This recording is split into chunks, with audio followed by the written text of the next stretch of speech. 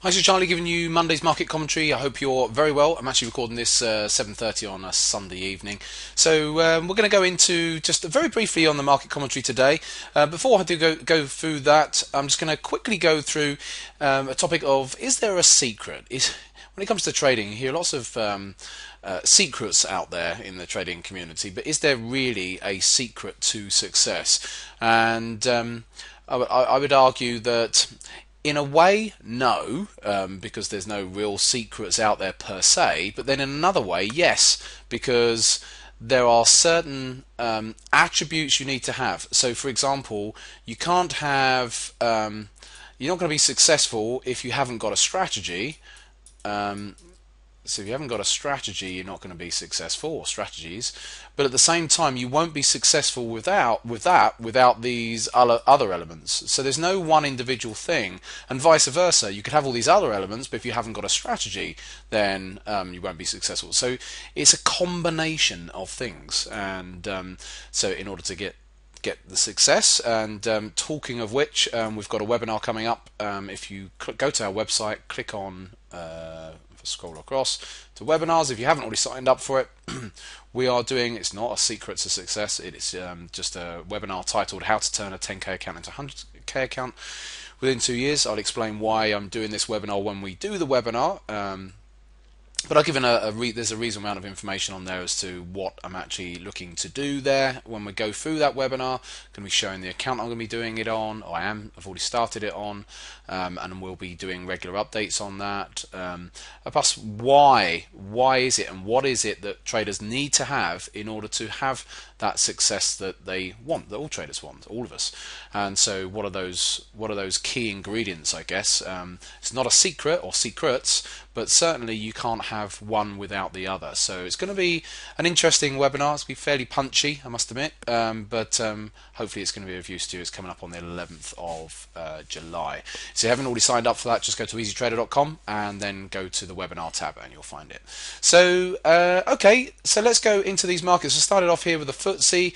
I talked about, I think, this trend channel when I last did a commentary on the FTSE, and I said, warned, if it comes down to lower trend channel line, watch for a potential bounce. And we've had a nice bounce out there within the trend channel. It's quite a steep trend channel line, so I would again be looking, be a little bit wary at the moment in that it could drop back down again. But at the same time, if it does start to break, then with trend channels, then you measure the depth of the channel and then you project that up from where it breaks, and that gives you a potential target. So if it does start to break up, then there could be a little bit more upside to come on that one. Let's have a look at the S&P 500. That's still nicely within its trend channel. It's a wider one which isn't as steep. So at the moment we're just within the middle of that trend channel. Haven't got a clue which way it's going to go, to be perfectly honest with you. Yes, we've just come up to the 50-day moving average, but then look at that 50-day moving average. It's still sloping up at the moment. It hasn't rolled over just yet. So well, it'll just be interesting to see what happens here. And again, it's a downward sloping trend channel. So ultimately, at some stage, and it could meander along and come lower yet, but at some point it will want to break out of that trend channel to the upside, because that's the way that they always break in that direction. So it's going to be an interesting one with the S&P. I think for now it's in a little bit of no man's land, so I can't really say too much about that. So let's go into the currencies. Start off with the pound. Great move down again that the pound's had. I think now we've properly broken these 50-day moving average support area.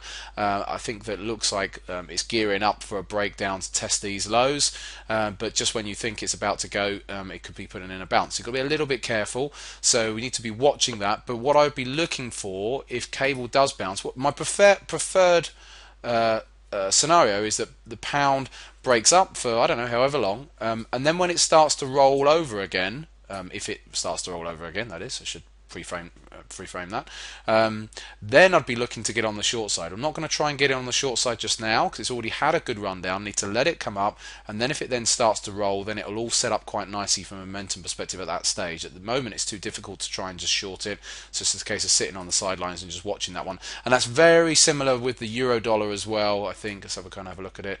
Yeah, it's just sort of gone sideways the last couple of days. It's got a lot of support around here. 50-day moving average, 100-day moving average, 200-day moving average. It has broken and below them, but again, we just need to be a little bit wary of whether the euro is, again, it may bounce, so we'll just keep an eye on that one. But if it does start to roll, then again, we've got targets down here in the 128s, so there's plenty of scope to the downside. It's just a case of not trying to jump on board too soon, unless I see all the momentum massively accelerating to that downside, so we'll keep an eye on that. And then let's have a look at oil, because oil's come back up again. So really looking for this to break 98, 98.50, and then we should see that break. So I think that it had that break before. It's come all the way back up again. Now it's going to be really interesting to see if that can push up again and go for a break. I think I'll leave it at that, but that's where I'm going to be trading this week. It looks like it's going to be cable, euro, yen. Sorry, we haven't quite covered off the yen. It's had a lovely run higher into its 50-day moving average, so everything at the moment I'm just having to play a waiting game and seeing what they're going to give me each day.